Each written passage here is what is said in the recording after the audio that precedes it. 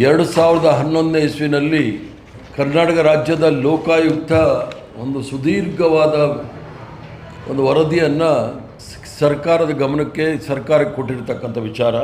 ಬೆಲೆಕೇರಿಯಲ್ಲಿ ಸುಮಾರು 8,05,991.083 ಟನ್ ಅರಣ್ಯ ಅಧಿಕಾರಿಗಳು ಮುಟ್ಟುಗೋಲು ಹಾಕ್ಕೊಂಡಿರ್ತಾರೆ. ಈ ಮುಟ್ಟುಗೋಲು ಹಾಕ್ಕೊಂಡಿರ್ತಕ್ಕಂಥ ಅದಿರನ್ನು ಅದಾನಿ ಕಂಪ್ನಿಯವರು ದೊಡ್ಡ ಪ್ರಮಾಣದಲ್ಲಿ ಕಳ್ಳಸಾಗಾಣಿಕೆ ಮಾಡಿರ್ತಾರೆ. ಲೋಕಾಯುಕ್ತ ರಿಪೋರ್ಟ್ ಏನಿದೆ ಅದರಲ್ಲಿ ಪೇಜ್ 51ರಲ್ಲಿ ಭಾಳ ಸ್ಪಷ್ಟವಾಗಿದೆ.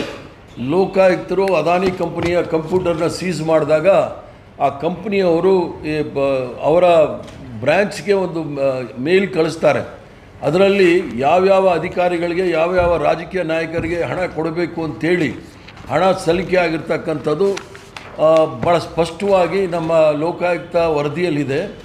ವರದಿಯಲ್ಲಿ ಸ್ಪಷ್ಟವಾಗಿದ್ರೂ ಸಹ ಯಾವುದೇ ರೀತಿಯ ಕ್ರಮ ತೆಗೆದುಕೊಂಡಿಲ್ಲ.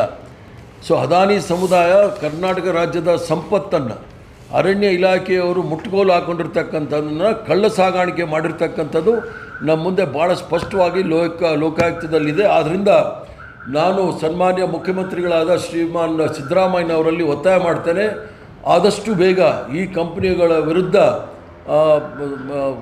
ಏನು ಲೋಕಾಯುಕ್ತ ವರದಿ ಕೊಟ್ಟಿದೆ ಅದರ ಆಶಯಕ್ಕೆ ಅನುಗುಣವಾಗಿ ಅದರ ಕ್ರಮ ಜರುಗಿಸಬೇಕು ಅಂತೇಳಿ ನಾನು ಮುಖ್ಯಮಂತ್ರಿಗಳಲ್ಲಿ ಒತ್ತಾಯಿಸ್ತೇನೆ.